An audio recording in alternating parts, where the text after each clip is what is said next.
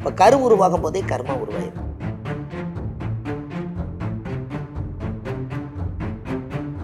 இப்போ ஒன்றும் இல்லைங்க, லக்கணம் முடங்கிருச்சு. ஒரு உதாரணத்துக்கு லக்கணம் முடங்கிருச்சுங்க. ஒருத்தருடைய ஜாதகத்தில் ஏதோ ஒரு லக்கணம் சொல்லுவாங்க, அந்த லக்கணமே முடக்கு தோஷமாயிருச்சுன்னா முதல் ஜாதகரே முடங்கிடுவாங்க.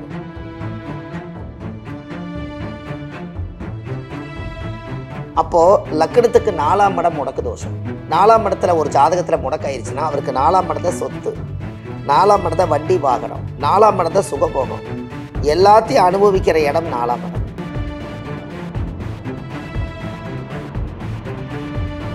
இன்னொருத்தர் இவர் வீடு கட்டிட்டாருன்னா நான் ஏன் கட்டக்கூடாதுன்னு லோன் கொடுக்குறாங்கன்னு வாங்கி கூட கட்டிடலாம் கேட்டிங்களா? அதில் தான் இவ்வளோ பிரச்சனை வர்றதுக்கா.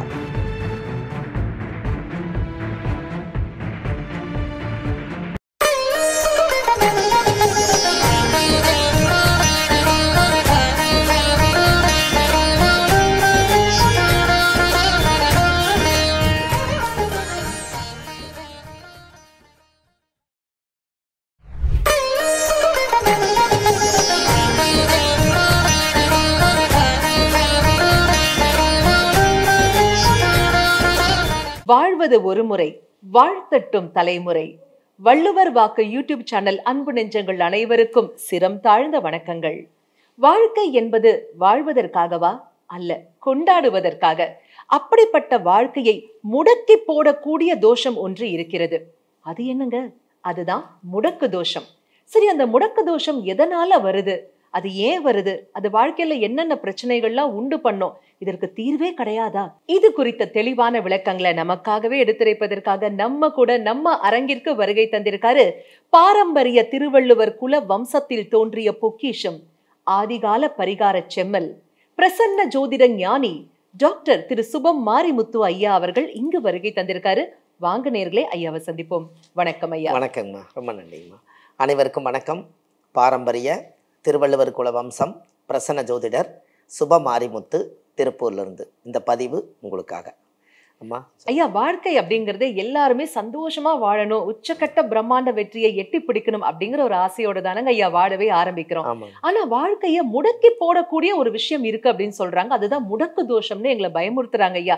இது உண்மைதானா? அது அவ்வளவு வல்லமை படைத்ததா? அப்படி இருக்குனாக்க உங்களுக்கே உரித்தான பிரத்யேகமான ஆதிகால பரிகார முறைகள்ல இதற்கு தீர்வுகள் இருக்கா? கண்டிப்பாங்கம்மா, ரொம்ப சந்தோஷம். அதாவது முடக்கு தோஷம் அப்படிங்கிறது இன்னைக்கு உலகம் பூரா இதை ஓரளவுக்கு நம்ம கொண்டு வந்ததுனால மக்களுக்கு முடக்கு தோஷம்னா என்னன்னு எல்லாரும் திரும்பி பார்க்குறாங்க. அப்போது நம்ம வாழ்க்கையில் முடக்கு தோஷம் வேற, முடக்கு வாதம் வேற. எல்லாம் ஒரு சில பேர் என்னென்னா, ஒரு உடம்புல வந்து ஒரு பெராலிஸ் ஆயிடுச்சு, அவர் முடங்கி கிடக்கிறாரு அப்படிங்கிறது அல்லங்க. இது ஒன்லி ஜாதக ரீதியாக வரக்கூடியது.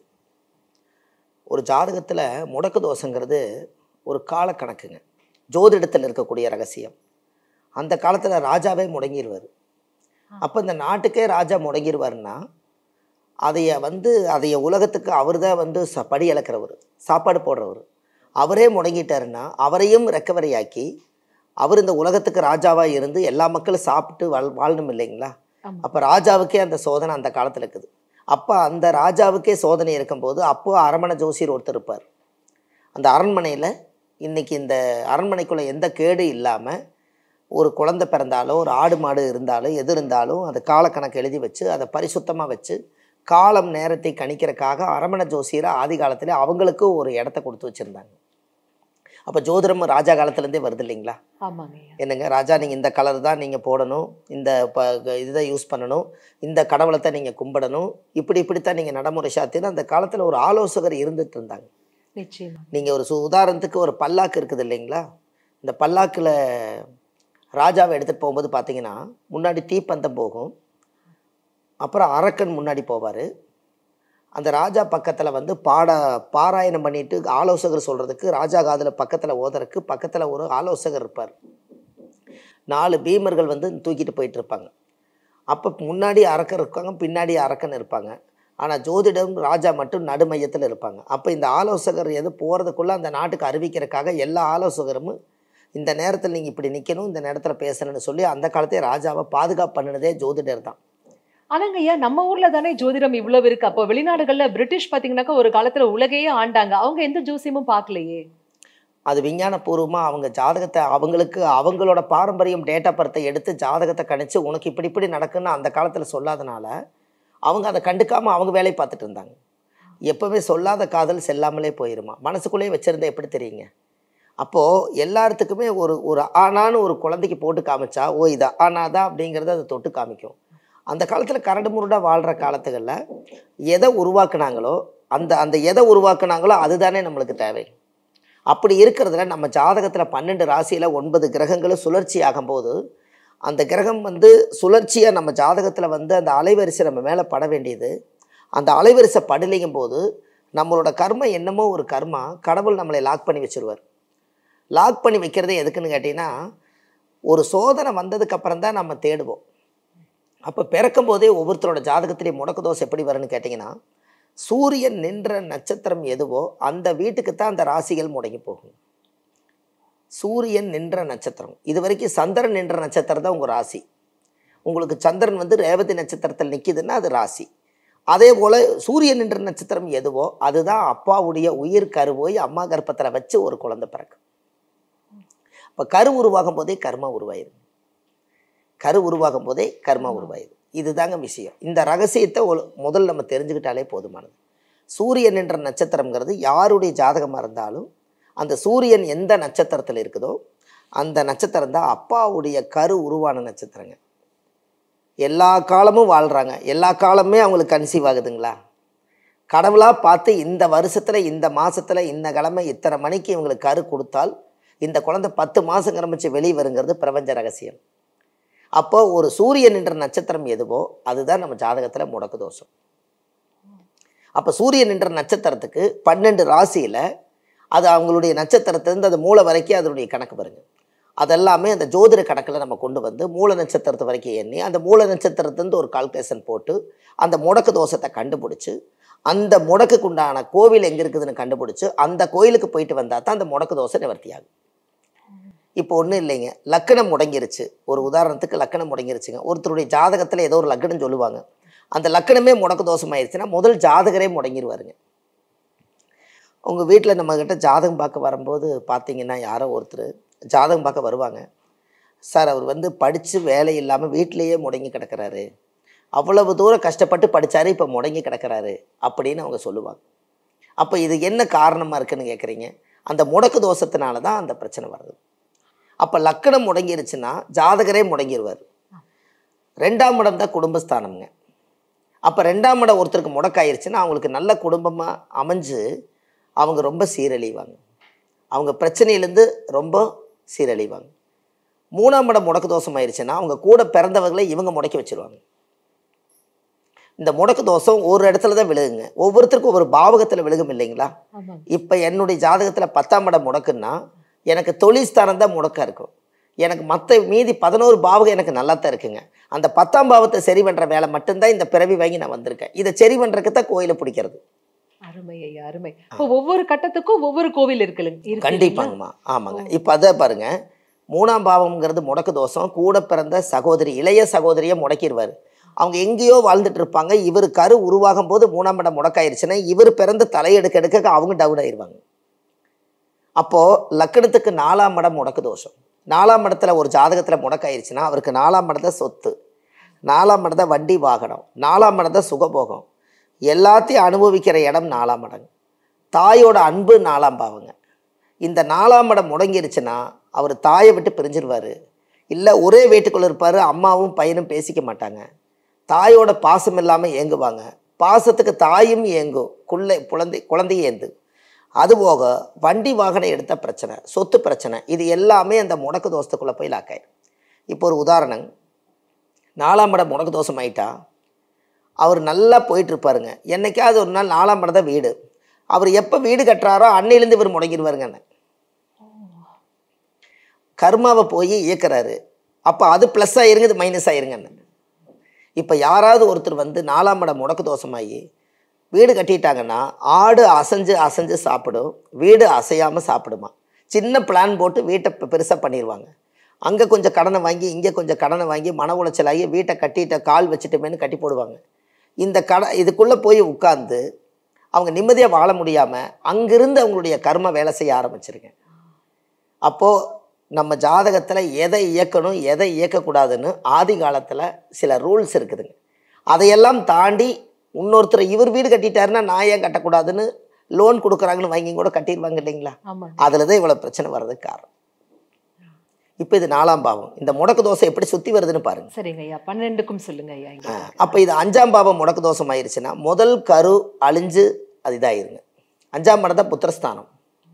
அப்போ கரு வயிற்றுக்குள்ளேயே நான் ஒரு மாதம் 2 மாதம் இருந்துச்சுங்க, அது சரியாக இல்லை அப்படின்னு அபாஷன் ஆயிரும். இல்லை அந்த கருவை கலைக்க வேண்டிய சூழலை வந்துடும். 5ஆம் இடம் முடங்கி ஒரு குழந்தையே பிறந்தாலும் இவருடைய ஜாதகத்தில் 5ஆம் இடம் முதல் குழந்தையாக இருந்தால் அவர் ஜாதகத்தில் பிறந்த குழந்தை 5ஆம் இடம் முடக்க இருக்கிறனால அந்த குழந்தையோட திறமை வளராமல் இவர் லாக் பண்ணி வச்சிருவார். இது எவ்வளோ பெரிய கர்ம தோஷம்னு பாருங்கள். அப்போது அடுத்தது 6ஆம் பாவம். ஒரு மனிதனுக்கு வேலை நிரந்தரமாக கிடைக்கிறதும் தொழில் எப்போதுமே நம்மளுக்கு சப்போர்ட்டாக இருக்கிறதும் அத்தனையுமே 6ஆம் பாவம் தாங்க. ஒரு மனிதனுக்கு 6ஆம் பாவம் நல்லா இருந்தால் 6ஆம் இடம் சண்டை, வழக்கு, நோய், கடன், எதிரி. சண்டை எதுக்கு போடுறதுன்னா வெற்றிக்கு, உழைக்கிறது எதுக்குன்னா வாழ்க்கையில் முன்னேறதுக்கு, அப்போது வழக்கு எதுக்குன்னா போராடி அந்த வழக்கை ஜெயிக்கிறதுக்கு. அப்போ இந்த 6ஆம் பாவம் முடங்கிருச்சுன்னா முதல்ல அவருடைய உழைப்பு முடங்கிருங்க.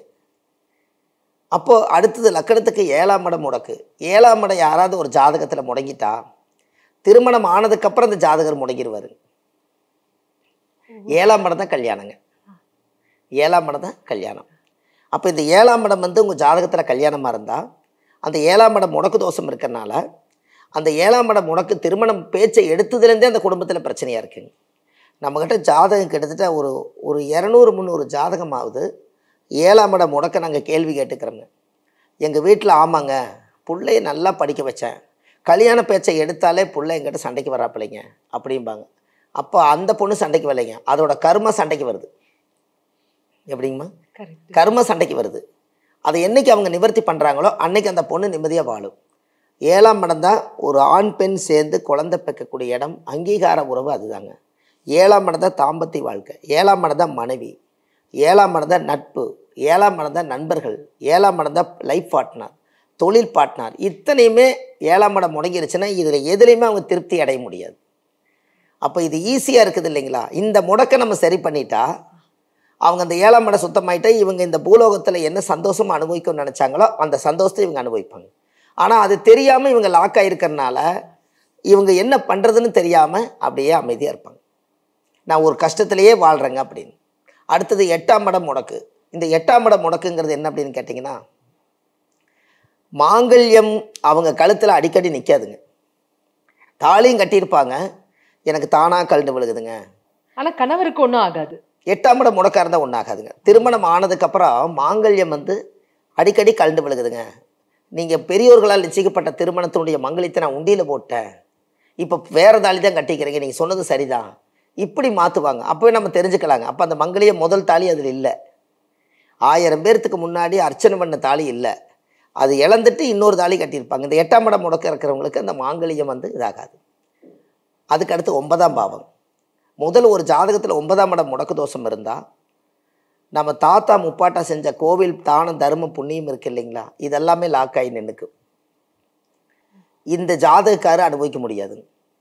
கடைசி நேரத்தில் தாத்தா காப்பாற்று, என்னோட புண்ணியம் காப்பாற்றுங்கன்னா இந்த 9ஆம் இடம் முடக்கா இருந்தால் இந்த சாமி தெய்வம் தானம் தர்மம் எல்லாமே லாக் ஆயிருங்க.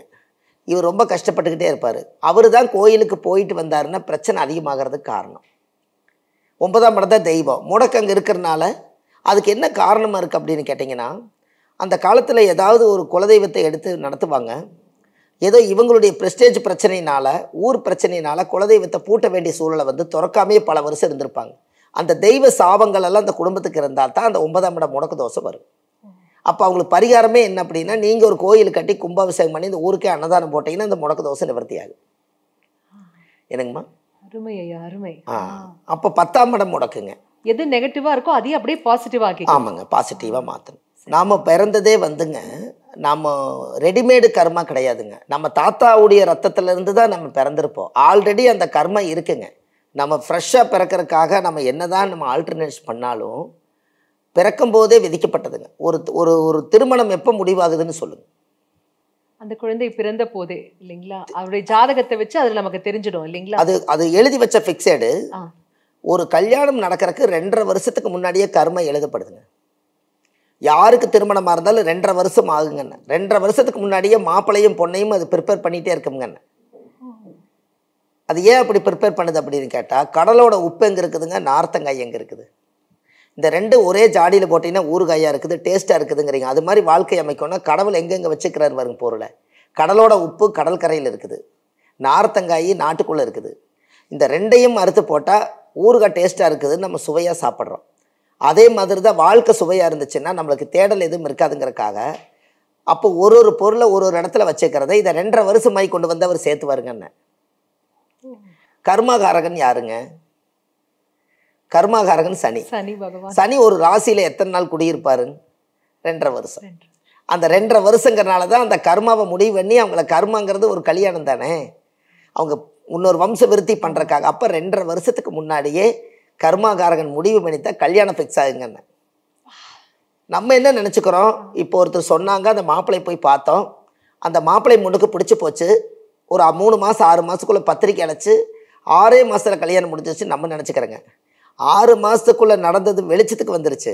ஆனால் அதுக்குள்ளே போய் 2 வருஷமாக சனி அதுக்கொண்ட கர்மாவை ரெடி பண்ணி நம்ம முன்னோர்களோட அதை எல்லாம் டேலி பண்ணி இவங்க 2 பேர்த்தையும் சேர்த்து வைக்கலான்னு சொல்லி கடவுள் பிறக்கும்போது விதிக்கப்பட்டதனுடைய கர்மாவை டேலி பண்ணுறக்காக 2.5 வருஷமாக முடிவு பண்ணித்தான் ஆணும் பெண்ணும் ஒரு மணமேடைக்கு வந்து சேர முடியுங்க. Preparation time. ஆமாங்க.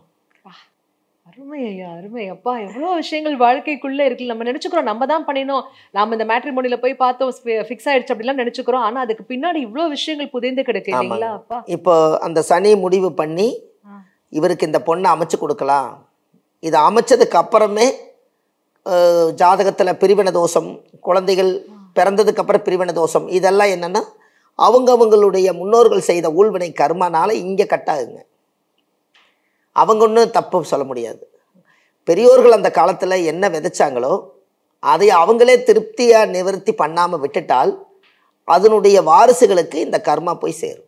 ஐயா, இங்க எனக்கு ஒரு சந்தேகம். அப்பா தப்பு பண்ணியிருக்காரு, நிறைய நெகட்டிவிட்டி கர்மா வச்சிருக்காருன்னு வச்சுப்போமே, அவங்களுக்கு 2 பிள்ளைங்க பிறக்குது. அப்போ அது ஈக்குவலா 50-50 தானே போகணும். ஆனா ஒரு புள்ள மட்டும் நல்லா இருக்கு, ஒரு புள்ள மட்டும் அட்டிக்கு மேல அட்டி வாங்குது, அது எப்படிங்க ஐயா? ஆமாம், இந்த இடத்துல நீங்கள் ஒரு நல்ல கேள்வி கேட்டீங்க. இப்போ நீங்கள் ஒரு ஒரு ஒரு தோட்டத்துக்குள்ளே போங்க, ஒரு தென்னை மரத்தை எடுங்க. ஒரு தென்னை மரத்தில் கொலை கொலையாக தேங்காய் தென்னை இளநீ இருக்குது. ஒரு கிணத்துலேருந்து தண்ணி மோட்டர் போட்டால் வந்துடுது. அதுலேருந்து பாஞ்சு அந்த தென்னை மரம் நல்லா பெருசாகி நல்ல இளநீக கொலை கொலையாக இருக்குது. அதில் ஒரு 16 இளநீ இருக்குதுன்னு வச்சுக்கோங்க ஒரு கொலையில்.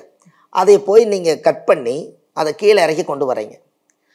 இது தாய் மரம் தென்னை மரம் தான் இல்லைங்களா? பிள்ளைகள் இளநீ, அப்படி வச்சுக்கலாம். இது தாய் மரம்ங்கிறது தென்னை மரம், தாயோட பிள்ளை தான் தென்னம்பிள்ளை, அதானுங்க. அது மாற்றம் இல்லை. 1 யூஸ் டம்ளரை 16 டம்ளரை வெறும் காலி டம்ளரை வைங்க. எல்லா இளநீ கட் பண்ணி ஒரு டம்ளர்லேயும் 1 யூஸ் டம்ளரில் ஊற்றுங்க. எல்லாமே ஈவனாக இருக்குமா இல்லை கூட குறைய இருக்குங்களா? கூட குறைய தான் இருக்கும். அப்போ கூட குறையா இருக்குதுன்னு உங்களுக்கு தெரியுது. அதே போல தானுங்க ஒரு தாய் பெத்த புள்ள தான் 16 பிள்ளையும். அப்போ கூட குறையோட தான் வாழும் ஒழிஞ்சு அந்த புள்ள மாதிரியே இந்த புள்ளை இல்லை, இந்த புள்ள மாதிரியே அந்த புள்ளை இல்லைன்னு தென்னம்பிள்ளையே இயற்கை இல்லையே, எப்படி இது சாத்தியம்? அருமையா, அருமை அருமை இல்லைங்களா? அப்ப நம்ம இந்த தாயோட வயிற்றுல பிறப்பதற்காக இந்த பிறவியில நம்மளோட அம்மா பேர் தெரியுங்க, போன பிறவியில நம்ம அம்மா இந்த அம்மா கிடையாதல்ல, அதானே? அப்ப இந்த ஜென்மத்துல பிறவி வாங்கினதே நம்ம முன்னோர்களுடைய கர்மாவில் இருந்து மனித பிறவி பெரிய ஒரு அற்புதமான பிறவிங்க. மனித பிறவி ரொம்ப பவர்ஃபுல்லான பிறவிங்க. எத்தனையோ ஜீவராசிகள், பறவைகள் இருக்குதுங்க, மிருகங்கள் இருக்குது, எத்தனையோ ஜீவராசிகள் உயிர் வாழுது. மீன்கள், கடலுக்கு கீழே 7000 ஜீவன்கள் இருக்குதுன்னு சொல்கிறாங்க. அதுக்கு மேலே இந்த பூமியில் நிறைய ஜீவன்கள் இருக்குதுன்னு சொல்கிறாங்க. இதுலேயே பிறப்பிலேயே நல்ல பிறப்பு எதுனா ஒரு மனித பிறப்புங்க. ஏன்னு கேட்டிங்கன்னா, இந்த கோவிலெல்லாம் ஒரு 4000 கோயில் தமிழ்நாட்டுக்குள்ள இருக்குதுங்க.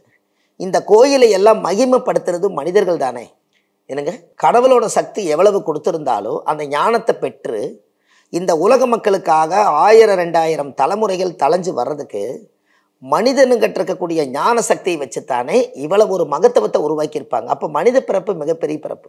நம்மகிட்ட இருக்கிற நெகட்டிவை மட்டும் எடுத்துக்க வேண்டாங்க, அவங்க பாசிட்டிவாக பிறந்து 1000 பேர் 1000 சங்கு இடம்புரி சங்கு இருக்கலாம், ஒரு சங்கு வலம்புரி சங்குக்கு ஒரு மரியாதை இருக்கலைங்க. அதுபோல் அந்த ஊருக்குள்ளே எத்தனையோ பேர் ஏற்றத்தாழ்வோடு இருந்தாலும் அதில் 10 பேர் புண்ணியமானவங்க இருந்து இந்த உலகத்துக்கு ஏதாவது பிறந்துட்டோம், இந்த மனித பிறவி இன்னொருக்க பிறப்புமான்னு தெரியல, வாழுங்காலத்தில் எதையாவது ஒன்று உருவாக்கி வச்சுட்டு போகணும்னு நினச்சவங்க மட்டும்தான் கோயிலை கட்டினாங்க. Yes sir. என்னங்கம்மா? Yes sir. ஆனால் கட்ட வைத்ததும் இறை செயல் தான். அது உண்டு. அதான் ஞான சக்தியை வச்சு அவங்களுக்காக வாழாமல் மக்களுக்காக வாழ்ந்தாங்களங்க. இப்போ நமக்களவா ஒரு தொழில் பண்ணி சம்பாரித்து நமக்களவா சாப்பிட்டுட்டு வாழ்கிறதுங்கிறது ஒரு தட்டு இருக்குதுங்க. அதே போல் நம்ம இப்படியே பிறந்துடக்கூடாது, நம்ம கஷ்டப்பட்டு சம்பாரிச்சதும் பரவாயில்ல, இந்த உலக மக்களுக்கு நம்மளால் முடிஞ்ச நல்ல எண்ணங்களை சொல்லி கொடுக்கணும், நல்ல ஒரு ஆன்மீகத்தை இந்த உலகத்துக்கு கொடுக்கணும், பாரம்பரியமாக நம்மளுடைய ஆன்மீகம் அழிஞ்சிடக்கூடாது அப்படின்னு எத்தனை பேர் தியானம் பண்ணாங்க. உங்களை மாதிரி நிச்சயமா சொல்லியே ஆகணும் ஐயா. இது வந்துங்க பாலைவனம் இருக்கு இல்லைங்களா, பாலைவனத்தில் ஒரு அருகம்பில்லும் கூட முளைக்காது, கரெக்டுங்களா? அங்கே அருகம்பில்லு முளைக்கணுன்னா அந்த பாலைவனத்தில் பூராமே மணல். ஆனால் இது சித்தர்கள் வாழ்ந்த பூமி. ஒரு துளசி செடியை இன்றைக்கி விதைச்சிட்டு போனீங்கன்னா நாளை காலை அதை முளைப்பு கட்டியிருக்கான்னு பார்க்கலாம். அப்போ இதில் கோடான கோடி சித்தர்கள் இருக்காங்க, 4000 கோடி மக்கள்கள் இருக்காங்க. இத்தனை சித்தர்கள் வாழ்ந்து இந்த உலகத்தோட அளவுக்குள்ள அத்தனை பேரும் ஒரு இடத்துல தவம் பண்ணி இந்த தமிழ்நாட்டுக்குள்ளே வாழக்கூடிய அத்தனை குழந்தைகளுக்கும் சித்தர்களோட ஆசீர்வாதத்தில் தான் அத்தனை பேரும் பிறந்திருக்காங்க. அவங்கவுங்களுக்கு நல்லது கெட்டது நடக்கலைங்கிறது அவங்கவுங்கள பிறவி கருமாங்க. ஆனால் உலக மக்கள் நலனுக்காக இத்தனை சித்தர்கள் உருவாக்குன பவர் இதுக்குள்ளேயே தானே இருக்குதுங்க. அதனால இது தாய் மண்ணு தானே, இல்லைங்களா? அப்போ அந்த ஜாதகத்தில் முடக்கு தோஷம்னு ஒன்று வந்துருச்சுன்னா அவங்கெல்லாம் சேர்ந்து ஒவ்வொரு கோவிலில் ஒரு சித்தர்கள் ஜீவ சமாதி இருக்கும். நீங்கள் அந்த கோவிலில் போனீங்கன்னா போன உடனே பவர் வேலை செய்யுங்க. நம்ம போனோடனே உடம்புல மெய் செலுத்திருச்சுங்கன்னு சொல்கிறாங்க. அப்போ நம்மளுடைய முடிக்காலுக்குள்ளே ஏதோ அதுக்குள்ளே ஒரு ஹோல்ஸ் இருக்குது. அது அந்த தண்ணி படுறதும் வேர்த்து ஒழுகிறதும் வர்றது போகிறதுக்குள்ளே தான் கரண்ட்டு பாஸ் ஆன மாதிரி நம்மளுக்கு அந்த கடவுளோட சக்தி இருக்குது. இது விஞ்ஞானபூர்வமாக இருக்கிறனால தான் அந்த காலத்தில் ஆண்கள் எல்லாருமே சட்டையை கழட்டிட்டு கோயிலுக்குள்ளே போய் சாமி கும்பிட்டுவாங்கன்னு சொன்னாங்க. அப்போ சட்டை கழட்டும் போது நம்ம உடம்புல இருந்து முடிக்காலில் இருந்து வரக்கூடிய அந்த ரோமங்கள் எல்லாம் அந்த ஓட்ட வழியாக அந்த கடவுள் சக்தியை உள்ளுக்குள்ளே போய் அந்த நிறைஞ்ச மனசாக இருந்து கோயிலுக்கு போயிட்டு ஒரு 48 மணி நேரத்துக்குள்ளே மனசில் இருக்கிற பாரத்தை எல்லாம் அங்கே நெகட்டிவெல்லாம் இறக்கி வச்சுட்டு அந்த பாசிட்டிவை மட்டும் உடம்புல எடுத்துகிட்டு வந்தால் அந்த மாதம் அந்த வருஷத்தில் அந்த சார்ஜ் போட்டுக்கிட்ட மாதிரிங்க அது கணக்கு. கோயிலுக்கு போயிட்டு வரணும், மொபைல் சார்ஜ் போட்ட மாதிரி ஃபுல்லி சார்ஜ். ஆமாம், இதுதான் இந்த முடக்கு தோஷத்துக்கு இந்த கோவில். ஆமாங்க. இப்போ 9 வரைக்கும் சொன்னோம். 10ஆம் இடத்துல முடக்கு தோஷம் இருந்தால் என்ன பண்ணலாங்கிறத பற்றி சொல்லுங்க. 10ஆம் இடத்துல முடக்கு தோஷம் யாராவதுக்கு இருந்ததுன்னா அவங்களுக்கு மெயின் தொழிலில் தான் பிரச்சனையாக இருக்குங்க. ஜீவனம் எதுலேருந்து பண்ணுவாங்க. இந்த உலகத்திலேயே பார்த்தீங்கன்னா 3 தொழில் தான் இருந்துச்சுங்க. உலகத்திலேயே 3 தொழில் தான் இருந்துச்சுங்க. இந்த காலங்கள் வளர வளர இன்னைக்கு ஆயிரக்கணக்கான தொழில் வந்துருச்சு இல்லைங்களா? இந்த 3 தொழில் என்னென்ன தொழில் கேட்டீங்கன்னா, நம்மளுடைய உடல் மானத்தை மறைக்கிறதுக்காக துணி நெசவு நெஞ்சு அந்த துணியை உருவாக்கி அதில் ஒரு சாயம் போட்டு நம்ம உடம்புக்கு கட்டிக்கிட்டோம். அது நெசவு தொழில் ஒன்று இருந்ததுங்க. இந்த வயிற்றுக்கு பசிச்சதுன்னா மண்பானை செஞ்சு அதில் சமைச்சு சாப்பாடு செஞ்சு சாப்பிட்டு நிம்மதியாக தூங்கி எந்திரிச்சோம். என்னங்கம்மா? கரெக்டுங்க. இந்த மண்பானையில் சமைக்கிறதுக்கு நெல் அரிசி எல்லாம் வேணும் இல்லைங்களா? அதனால விவசாயம் முதல் தொழிலாக இருந்துச்சுங்க. இந்த 3 தொழில் தாங்க இந்த உலகத்தில் இருந்துச்சு. இன்னைக்கு 3000 கோடி தொழில் இன்னைக்கு உருவாயிருச்சு. அப்போ வளர்ச்சி தான் நம்ம நாட்டுக்கு, அதில் மாற்றம் அசுர வளர்ச்சின்னு சொல்லலாம். ஆனால் ஆதி காலத்தில் இந்த 3 தொழிலை தவிர வேற யாருக்கும் எதுவுமே தெரியலைங்க. ஆனால் இதை வச்சே நிம்மதியாக வாழ்ந்தாங்களா இல்லைங்களா? ரொம்பவே. என்னங்கம்மா? ரொம்பவே நிம்மதியாக. அப்போ இந்த ஆதிகால மனிதர்கள் அந்த ஜென்ரேஷனில் வாழ்ந்தவங்க எல்லாமே ஒரு கொடுப்பனை தானே. ஆனால் அன்னைக்கு நீதியாக வாழ்ந்தாங்க. காலையில் எந்திரிச்சு சூரிய நமஸ்காரம் பார்ப்பாங்க. நம்ம மண்ணில் இன்றைக்கி ஒரு பெரிய செப்பல் போட்டிருக்கிறோம். இந்த பூமாதேவி மேலே நம்ம உதச்சி நடந்துட்டு போகிறோம். என்னைக்காவது ஒரு நாள் செப்பலை கழட்டி விட்டுட்டு உண்மையில தான் நான் நடந்து போகிறேன், நீ தான் என்னை தாங்கிட்டு இருக்கிற, என்னைக்காவது ஒரு நாள் நீ தாய் மண்ணுன்னு சொல்லி நீங்கள் இந்த மண்ணை தொட்டு கும்பிட்டுருக்கிறீங்களா? சிந்திக்க வேண்டிய விஷயம் நிச்சயமா. அப்போ காலையில் எந்திரிச்சு எல்லாரும் சூரிய நமஸ்காரம் பார்க்கலாங்க. அதுக்கு அடுத்தது காலையில் கால் வைக்கும் போதே கடவுளே உன்னோட மண்ணில் தான் கால் வைக்கிறேன், என்னங்க ஆண்டாண்டு காலம் எனக்கு இந்த பூர்ண ஆயுளோடு நான் வாழ்கிறதுக்கு நீ பூமாதேவி தான் சாட்சி. அதுக்கு தானுங்க அந்த காலத்தில் பாட்டு, மண்ணின் மீது மனிதனுக்கு ஆசை, மனிதன் மீது மண்ணுக்கு ஆசை, என்னங்க மண்தான் கடைசியில் மண்தான் ஜெயிக்கிறது, இதை அதை மனம்தான் உணர மறுக்கிறது. மறுக்கிறது. அப்ப நம்மளை வந்து கடைசியில நீ மண்ணுக்கு இரையாக போகக்கூடிய சரீர உடம்பே எம்எல்ஏ மிதிச்சுட்டே இருக்கிறிய, ஒரு நாள் நீ என் இடத்துக்கு வரத்தான் போறேன்னு சொல்லி அந்த மண்ணை யாருமே வாங்க முடியாதுங்க. நான் அங்கே இடம் வாங்கியிருக்கேன், இங்கே இடம் வாங்கியிருக்கேன்னு எல்லாரும் நம்ம சொல்லிக்கலாம். பேப்பரில் தாங்க பேர் மாறி இருக்குது, இடம் அங்கேயே தானே இருக்குது. என்னங்கம்மா? கரெக்டுங்க ஐயா. பேப்பரில் தான் பேர் மாறிக்குதுங்க, அதுக்கு ஒரு முத்திரை எல்லாமே அரசு சார்பில். ஆனால் அந்த மண் அங்கேயே தான் இருக்குது, மண்ணுக்கு ஒரு எல்லளவு நகரில் இல்லை. அப்போ இந்த மண்ணுக்கும் பொண்ணுக்கும் தான் அந்த காலத்தில் ராஜா காலத்துலேருந்தே சண்டை. அப்போ இன்றைக்கி சொத்துனால பிரச்சனையும் மண்ணுனால பிரச்சனையும் தானே இன்றைக்கி அதிகமாக இருக்குதுங்க. இப்போ இதுக்கு எல்லாமே புண்ணியம் செய்வதற்கே புண்ணியம் செய்திருக்க வேண்டும். நாம் புண்ணியம் செய்து வச்சுருந்தா நம்மளுக்கு சந்தோஷம். என்னங்கம்மா? நிச்சயமா ஐயா. புண்ணியம் செய்வதற்கே புண்ணியம் செய்திருக்க வேண்டும். நீங்கள் ஒரு சாப்பாடு போய் தண்ணி பாட்டில் ஒரு சாப்பாடும் ஒரு ஸ்வீட் வச்சு கொண்டு போய் ஒரு கோயில் ஓரத்தில் உட்காந்துக்கிறவருக்கு நீங்கள் கொடுக்குறீங்க. அவர் ஏற்கனவே சாப்பிட்டு உட்காந்துருக்காரு. நீங்கள் கொண்டு போய் கொடுத்து அவர் வாங்கலினா எனக்கு வேண்டாமா அப்படின்னு சொல்லிட்டா உங்கள் கையில் இருக்கிற சாப்பாடுக்கு புண்ணியம் வருமா? அப்போ அதை வாங்கிறதுக்கே புண்ணியம் செய்வதற்கே நீங்கள் புண்ணியம் செய்திருக்க வேண்டும். அருமை ஐயா, அருமை. ஆமா, சிந்திக்க வேண்டிய விஷயம் இது. நிச்சயமா. அப்போ நம்ம வந்து இந்த உலகத்தில் புண்ணியம் செய்யத்தான் பிறந்தங்க, பாவம் செய்ய பிறக்கல. அதானே? அவன் அருளாலே அவன் தாழ் வணங்கி அப்படிங்கிற மாதிரி இருக்கு. நீங்க சொல்றது அருமை. அப்ப இந்த முடக்கு தோஷத்துக்குள்ளதான் இத்தனை ரகசியம் வருதுங்க. நம்ம ஜாதகத்துல இருக்கிற கர்மா தான் அப்படி ஜீவனத்தை வந்து லாக் பண்ணுது. நாம சாப்பாடு நீங்க 100 ரூபாய் சம்பாரிச்சா வெறும் 1 ரூபாய் மட்டும் நீங்க தர்மம் பண்ணிட்டீங்கன்னா கடவுள் 99 ரூபா உங்களுக்கு கூலி கொடுத்தாரு. ஆனா அவர் 1 ரூபாய் எதுக்கு சேர்த்து கொடுத்தாருன்னா அந்த உன்னை நாடி வந்து தர்மம் கேட்பாங்க, அவங்களுக்கு அந்த 1 ரூபாய் கொடுத்துருன்னு அவர் சொல்லியிருக்கிறாரு. அந்த 1 ரூபாய் நீங்க வச்சிருக்கிறதாங்க நம்மளுக்கு நோய்.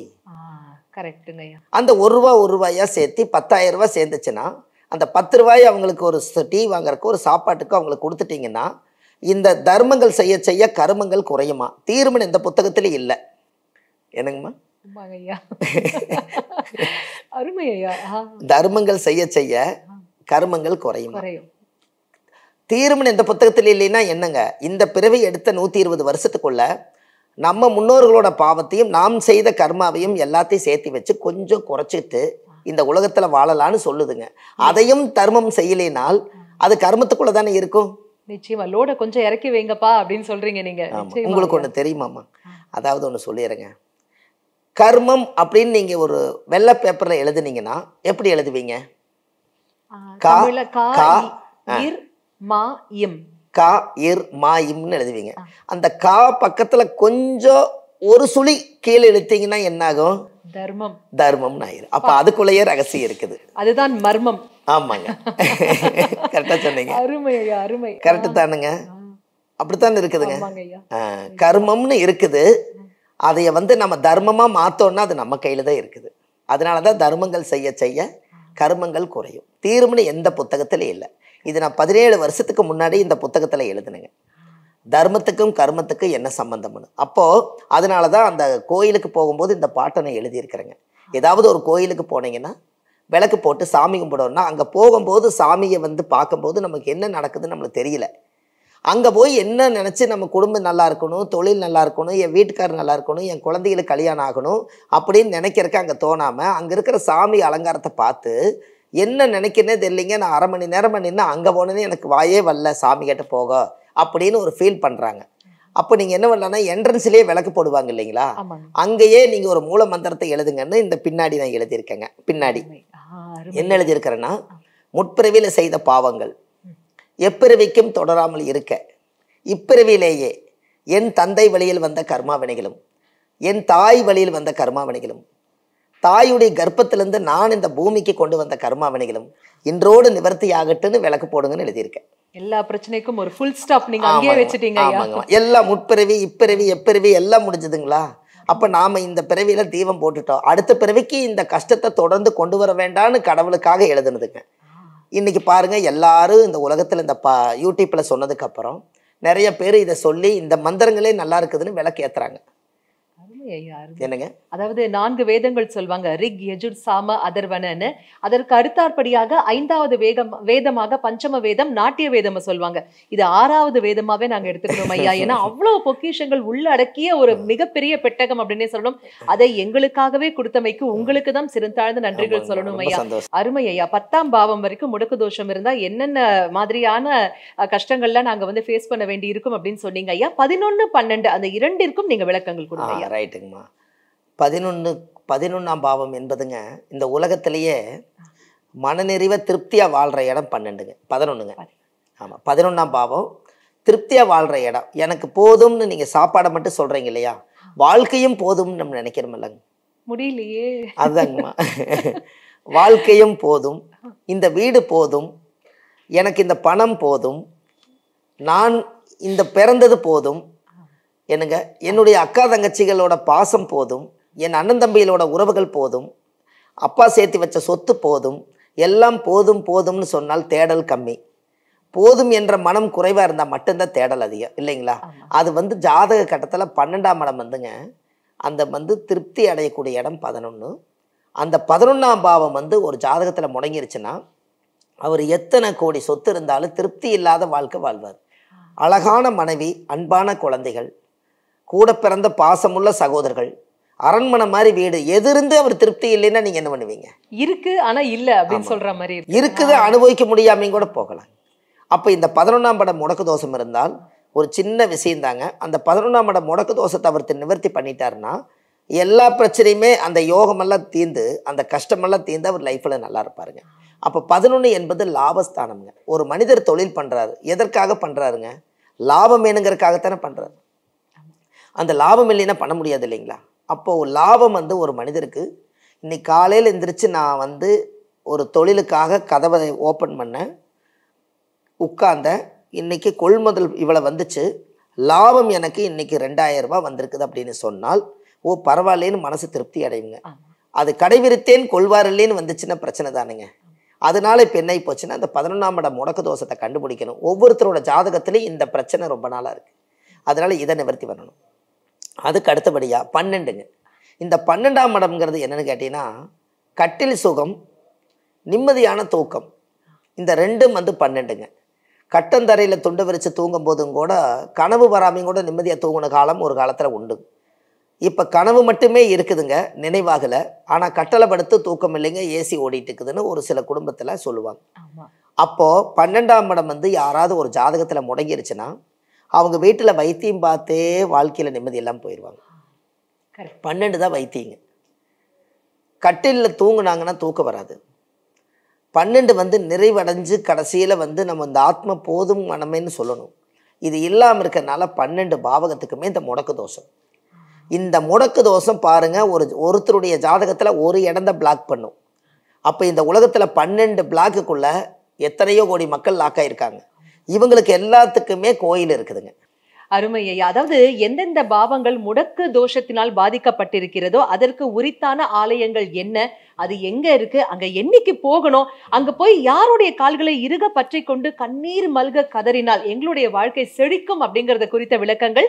அது மிகப்பெரிய $1 மில்லியன் ஆன்சர் அப்படின்னே சொல்லணும் ஐயா. அதை நீங்க அடுத்த எபிசோட்ல எங்களுக்காகவே பகிர்ந்துக்கணும் ஐயா. கோடானு கோடி அன்பு நெஞ்சங்கள் அனைவர் சார்பாகவும் சிரம் தாழ்ந்த நன்றிகள். ரொம்ப சந்தோஷமா. தீர்க்காயுசு எல்லாரும் நல்லா இருக்கணும். ஆத்மாத்மா இந்த பதிவை கொடுத்துருக்கேன். பாரம்பரிய திருவள்ளுவர் குலத்தில் பிறந்து அடியன் சுப மாரிமுத்து. இந்த பதிவை எல்லாரும் ஜாதகத்தை எடுத்து பாருங்கள். இந்த முடக்கு தோஷம், திரிசூனி தோஷம், இது எல்லாத்தையும் நிவர்த்தி பண்ணுறதுக்கும் ஆலய வழிபாடுகள் இருக்குது. அதையும் அடுத்த எபிசோடில் உங்களுக்கு சொல்கிறேன். இதை மறக்காமல் எல்லாரும் இதை நீங்கள் தெரிஞ்சுக்கிட்டால் உங்களுடைய வாழ்க்கை ரொம்ப நல்லா இருக்கும் என்று சொல்லி, இந்த நேரத்திலே முடக்கு தோஷத்தை பற்றி ஒரு அற்புதமான பதிவை உங்களுக்கு கொடுத்துருக்கேன். அடுத்த பதிவில் உங்களை சந்திக்கிறேன். வாழ்வது ஒரு முறை, வாழ்த்தட்டும் தலைமுறை. நன்றி, வணக்கம். பாரம்பரிய திருவள்ளுவர் குல வம்சத்தில் தோன்றிய பொக்கிஷம், ஆதிகால பரிகார செம்மல், பிரசன்ன ஜோதிட ஞானி டாக்டர் சுபம் மாரிமுத்து ஐயா அவர்களால் உருவாக்கப்பட்ட மிகப்பெரிய பொக்கிஷ பெட்டகம்தான் இந்த ஆதிகால பரிகாரங்கள் பாகம் 1. ஒவ்வொருவரும் வாழ்க்கையில பிரச்சனை தீருவதற்காக அங்க இங்கன்னு எல்லா இடத்துக்கும் ஓடுறோங்க. ஆனா எங்கேயுமே போக வேண்டாம். நம் இல்லத்தில் இருந்தபடியே இந்த ஒரு பொக்கிஷ பெட்டகத்தை நம் அருகே எடுத்து வைத்துக் கொண்டு இதனை நன்கு கவனித்து பார்த்தாலே போதும், நிச்சயம் நம் வாழ்வின் துன்பங்கள் அனைத்தும் காணாமலே போகும். அந்த அளவிற்கு ஆதிகால பரிகார முறைகள் குறித்த அற்புதமான படைப்புகளை இந்த பொக்கிஷ பெட்டகத்தில் உள்ளடக்கி நம்ம ஐயா டாக்டர் சுப மாரிமுத்து அவர்கள் நமக்காகவே கொடுத்திருக்காரு. இது ஒவ்வொருத்தர் வீட்லயும் இருக்க வேண்டிய மிகவும் முக்கியமான ஒரு பொக்கிஷம். ஆக இந்த புத்தக பொக்கிஷம் உங்களுக்கும் வேணும்னா நீங்க உங்க டிவி ஸ்கிரீன்ல கீழே ஸ்க்ரோல் ஆகிற நம்பருக்கு இப்பவே கால் பண்ணுங்க. உங்களை தேடி இந்த பொக்கிஷம் உங்கள் இல்லத்திற்கே வரும். எல்லோரும் எல்லாமும் பெற வேண்டும், இல்லாமை இல்லாத நிலை வேண்டும். வாழ்வது ஒரு முறை, வாழ்த்தட்டும் தலைமுறை. அனைவருக்கும் வணக்கம். பாரம்பரிய திருவள்ளுவர் குலவம்சம் பிரசன்ன ஜோதிடர் சுப மாரிமுத்து திருப்பூர் இருந்து இந்த பதிவு உங்களுக்காக. இன்றைக்கு வள்ளுவர் வாக்கு யூடியூப் சேனலை உலகம் பூரா நிறைய பேர் மக்கள் பார்க்குறாங்க. வள்ளுவர் வாக்கு யூடியூப் சேனலில் நீங்கள் போய் பார்த்தீங்கன்னா ஒரு 1300 பரிகாரங்கள், ஆதிகால பரிகாரங்கள் நிறைய கொடுத்துருக்கேன். எல்லா மக்களுக்கும் பயனுள்ள தகவலாக இருக்குது. உங்களுக்கும் ஏதாவது முக்கியமானது தேவைப்பட்டால் வள்ளுவர் வாக்கு யூடியூப் சேனலில் போய் பார்த்தீங்கன்னா உங்களுக்கு நிறைய விஷயங்கள், நல்ல நல்ல விஷயங்கள் கிடைக்கும். ஒரு பரிகார கோவில் கிடைக்கும். தினமும் உங்களுக்காக இந்த ஒரு விஷயத்தை செய்து கொண்டிருக்கேன். வாழ்க்கையில் ஒரு மிகப்பெரிய பொக்கிஷமான விஷயங்கள் எல்லாம் எழுதி கொண்டு வந்துட்டுருக்கேன். இது எல்லாமே ஆதிகால பரிகாரம் வள்ளுவர் வாக்கு யூடியூப் சேனலில் போய் நீங்கள் ஒரு சப்ஸ்கிரைப் பண்ணி வச்சுக்கோங்க. அதில் இருக்கக்கூடிய நிறைய விஷயங்களை மக்களுக்கு பரிமாற்றம் செய்யுங்க. நல்லதே நடக்கும். வாழ்வது ஒரு முறை, வாழ்த்தட்டும் தலைமுறை. நன்றி, வணக்கம்.